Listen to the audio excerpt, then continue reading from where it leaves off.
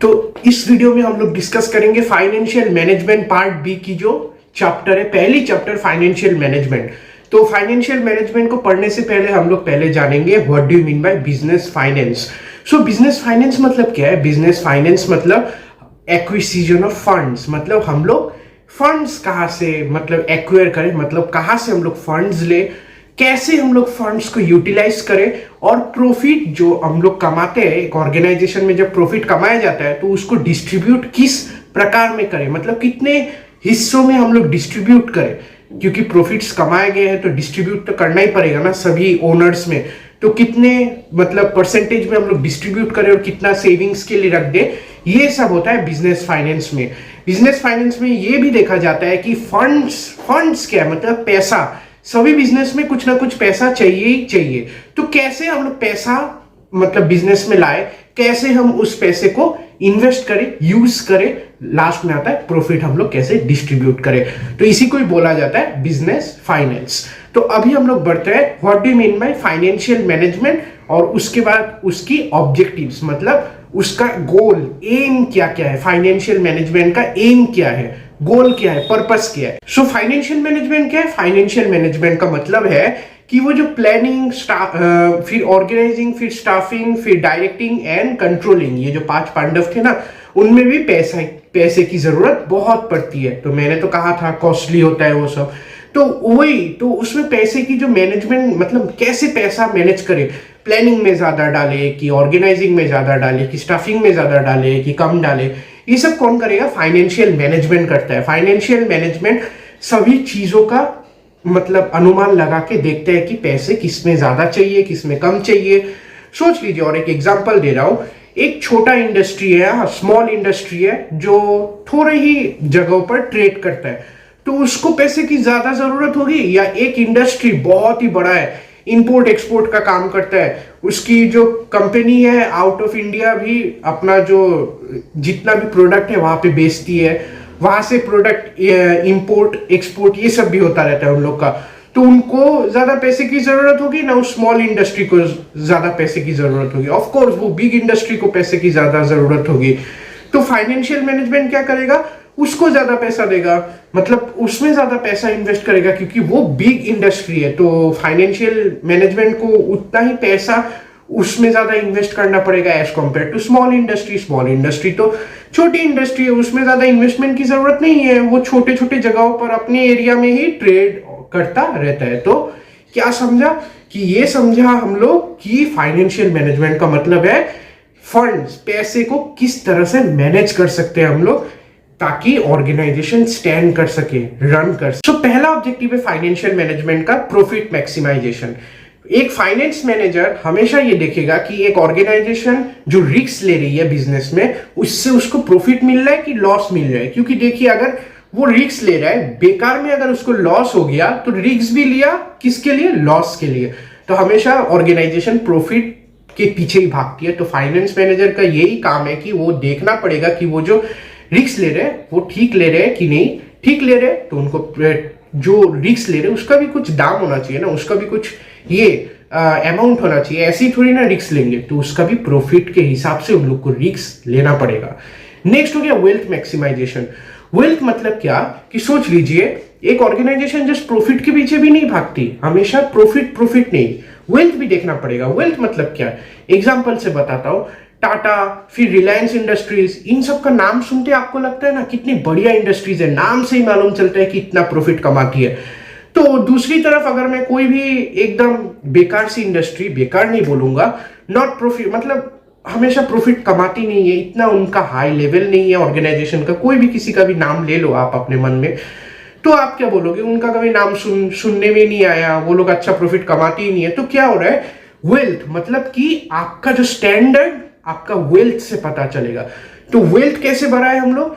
Cost benefit analysis, ये एक process है। कॉस्ट बेनिफिट एनालिसिस मतलब कि आपका कितना पैसा आया और कितना आपने पैसा खर्च किया, उसका रेशियो अगर आप निकालोगे तो उसको बोला जाता है कॉस्ट बेनिफिट एनालिसिस। तो कॉस्ट बेनिफिट एनालिसिस से आपको वेल्थ मैक्सिमाइजेशन होगा। तो कॉस्ट बेनिफिट एनालिसिस बहुत सी इंडस्ट्रीज यूज करती है ताकि उनको मालूम चले उनकी पैसे की वैल्यू, मतलब ऑर्गेनाइजेशन में पैसे की उनकी वैल्यू क्या है और कहां तक उनके पास कितना पैसा है। नेक्स्ट हो गया लिक्विडिटी। लिक्विडिटी मतलब कि आप कुछ चीज, मतलब कोई भी चीज को जल्दी से जल्दी कन्वर्ट कर सकते हो कैश में, तो उसको बोला जाता है लिक्विड रिसोर्सेस। तो कुछ भी अगर ऐसा चीज हो गया तो उसको लिक्विडिटी बोला जाता है, मतलब लिक्विड रिसोर्सेज बोला जाता है। तो एक ऑर्गेनाइजेशन के पास इतना लिक्विड रिसोर्सेज होना चाहिए ताकि वो अपने कस्टमर्स को पे कर सके। कुछ भी अगर पैसे की चीज हुई तो वो जल्दी से जल्दी कोई भी चीज कन्वर्ट करके कैश में इजीली कन्वर्ट करके अपने कस्टमर्स को दे सकता है। तो लिक्विडिटी एक ऑर्गेनाइजेशन की हाई होनी चाहिए, ना कि लो, क्योंकि मुसीबत के टाइम में कुछ भी वो कन्वर्ट अगर नहीं कर पाए तो कस्टमर को पेमेंट कैसे करेगा? कस्टमर के साथ अगर डील हुआ तो क्या पेमेंट करेगा? उसके पास तो कुछ है ही नहीं, पैसा तो है नहीं, और ऊपर से ऐसी चीज भी नहीं है जिसको मैं कन्वर्ट करके जल्दी से जल्दी पैसा उसको दे सकूं।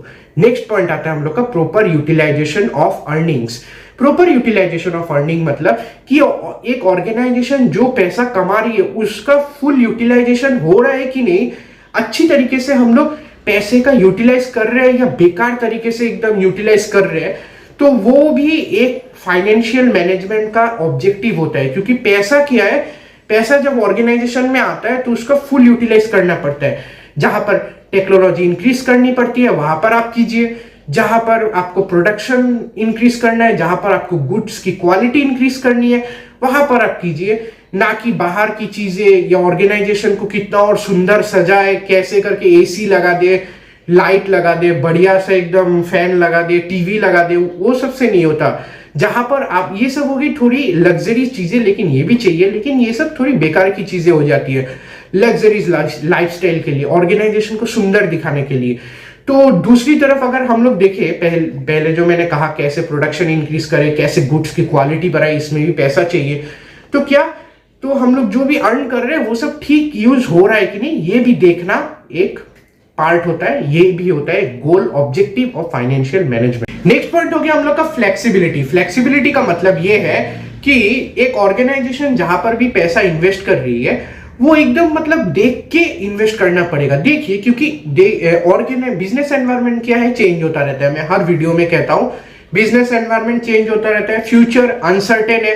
तो उसमें अगर आप एकदम बेकार की जगह पर इन्वेस्ट करना शुरू कर दोगे तो आपको अगर मालूम है कि फ्यूचर में आपको लॉस मिल सकता है, फिर भी आप इन्वेस्ट कर रहे हो, लग रहा है कि हाँ इन्वेस्ट कर देते हैं, मिल तो जाएगा, कुछ ना कुछ तो मिलेगा, फिर जाके क्या होता है कि सब जगह लॉस खा के कंपनी डूब जाती है। तो इन्वेस्टमेंट भी एकदम फ्लेक्सिबल होना पड़ेगा, जगह जगह पर नहीं, एकदम रिजिड नहीं कि फिक्स्ड सब जगह कर रहे हैं तो सभी जगह करना है। फ्लेक्सिबल देख वेख के सब जगह करना पड़ेगा, एकदम रिसर्च के साथ, क्योंकि बिजनेस एनवायरनमेंट चेंज होती रहती है, रिस्क और बढ़ता रहता है। नेक्स्ट हो गया इजी अवेलेबिलिटी ऑफ फंड्स। हाँ, मुझको ये वर्ड थोड़ा कैसा लगता है, इजी अवेलेबिलिटी ऑफ फंड्स। तो सॉरी, माफ करना अगर इस वर्ड को प्रोनाउंस करते हुए कुछ भी गलत हो गया तो इजी अवेलेबिलिटी ऑफ फंड्स मतलब क्या, कि फंड्स हम लोग कैसे एक्वायर करें, मतलब कैसे हम लोग कहां से फंड्स ले जब हम लोग को नीड पड़ा, मतलब जब ही एक ऑर्गेनाइजेशन को फंड्स की नीड हो तभी उसके पास फंड्स रहे। अगर नहीं रहा तो तब तो बहुत टेंशन हो जाएगी ऑर्गेनाइजेशन को। इसलिए ऑर्गेनाइजेशन के पास इतने फंड्स होने चाहिए ताकि वो एनी टाइम जब भी उसको नीड हो उसको आराम से फंड्स वो कहीं से कहीं एक्वायर कर ले, मतलब कहीं ना कहीं से उसको फंड मिलेगा, चिंता नहीं है उसको ऑर्गेनाइजेशन को। तो ये थी कुछ ऑब्जेक्टिव्स या गोल या एम ऑफ फाइनेंशियल मैनेजमेंट। अभी हम लोग पढ़ेंगे what are the decisions related with financial management. कितने सारे डिसीजन है फाइनेंशियल मैनेजमेंट के अंतर्गत। सो अभी हम लोग क्या पढ़ेंगे, जो डिसीजंस लिए जाते हैं फाइनेंशियल मैनेजमेंट में, what are the decisions taken in financial management. So financial management में 3 तरह के डिसीजन लिए जाते हैं, investment decision, financial decision and dividend decision. ये 3 डिसीजन से हम लोग क्या करते हैं, फाइनेंशियल मैनेजमेंट की डिसाइड करते हैं। फाइनेंशियल मैनेजमेंट में ये 3 डिसीजन लिया जाता है।